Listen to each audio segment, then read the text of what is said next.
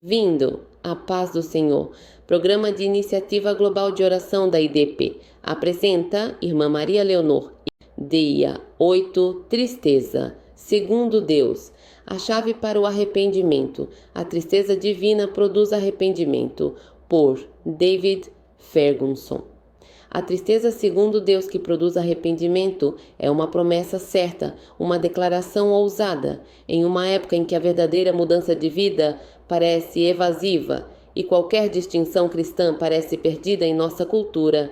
Essa é de fato uma boa notícia. Embora continuemos a fazer exatamente as coisas que não queremos fazer, a promessa relativa ao arrependimento é revigorante. Romanos 7,15. O peso de Paulo pelos coríntios não é o resultado de arrependimento. O que toma conta do coração do apóstolo é a tristeza piedosa que produz, estimula e leva ao arrependimento genuíno. Ele escreve: porque a tristeza, segundo Deus, opera arrependimento para a salvação, da qual ninguém se arrepende, mas a tristeza do mundo opera a morte. 2 Coríntios 7, 10, 11. Um trabalho interno de tristeza, segundo Deus, deve ocorrer antes que a evidência de uma vida transformada seja à vista.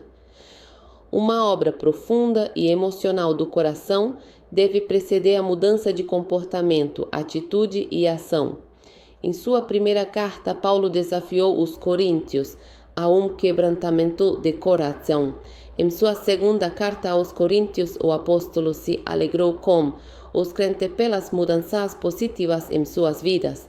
A tristeza, segundo Deus, deve ter realizado sua obra na vida dessa igreja primitiva. Em contraste com a tristeza do mundo, a tristeza segundo Deus é atemporal e eterna. Neste mundo, passamos por tribulações e provações, as lutas e as perdas cobram seu preço. Lidamos constantemente com a realidade da rejeição, dos arrependimentos, das decepções e da dor. A boa notícia é que não estamos sozinhos nessa jornada. Temos o grande sumo sacerdote que nos precedeu, Hebreus 4,15, que conheceu a dor, Isaías 53,3, e que está sentado à direita de Deus, intercedendo por nós agora, Hebreus 7,25.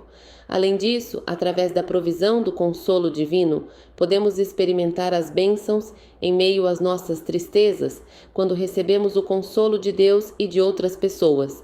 Mateus 5, 4, 2 Coríntios 1, 2, 4. Essa tristeza, por mais profunda e penetrante que seja, ainda não se compara ao poder da tristeza divina. Então, qual é a diferença entre a tristeza, segundo Deus, e a tristeza que sentimos em nosso mundo? Primeiro, a tristeza, segundo Deus, é a tristeza dele. Esse tipo de tristeza pertence a Deus, mas pode ser revelada, compartilhada e transmitida aos corações atentos de seus filhos. A razão da tristeza, segundo Deus. A tristeza, segundo Deus, fala de sua dor. O coração de Deus realmente sente tristeza. Talvez você nunca tenha pensado nisso, mas nosso Deus experimentou a emoção da tristeza. Lembra-se da dor de nosso Pai Celestial ao ser rejeitado por suas hostes criadas, Isaías 14, 12, 14. Lembra-se de como nosso Deus foi traído no jardim pelo muito bom de sua criação, Gênesis 3. Lembra-se de como Deus foi repetidamente esquecido e abandonado por seu povo, Êxodo 32, 7, 10.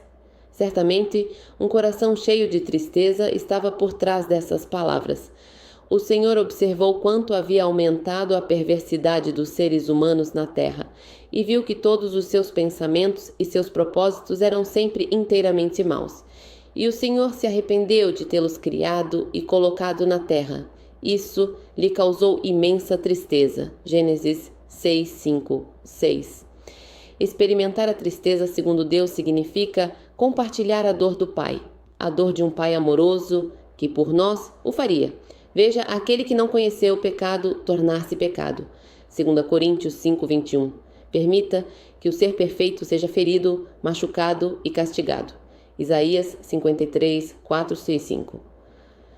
Ouça seu único filho proferir estas palavras. Deus meu, por que me desamparaste? Mateus 27, 46. Ao considerarmos as experiências de tristeza de Deus Isso deve inundar nosso coração de compaixão e nos levar a um quebrantamento silencioso. Afinal de contas, por que Deus permitiu todas as experiências descritas acima? Com gratidão, Ele fez isso para ter um relacionamento com você e comigo. Deus viu seu filho ser espancado e crucificado e escolheu essa grande dor para nossa salvação. Devemos então nos perguntar por que Deus teve de enviar seu filho para morrer e passar por essa grande dor. Cristo teve de morrer por nossos pecados. Portanto, foi o nosso pecado que contribuiu para a tristeza de Deus. Nosso pecado feriu Jesus e foi o nosso pecado que partiu o coração de Deus. Que contraste! A tristeza do mundo se concentra em nossa dor e no que experimentamos. A tristeza de Deus destrói esse foco em si mesmo e desafia o coração a refletir: o que eu fiz ao Pai e a seu Filho?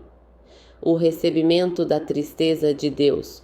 O Pai está pronto para revelar vulneravelmente seu coração e sua dor, mas Ele só confia seu coração cheio de tristeza àqueles que podem ficar quietos o suficiente para conhecê-lo. Aqueles que estão ocupados ou preocupados não o verão.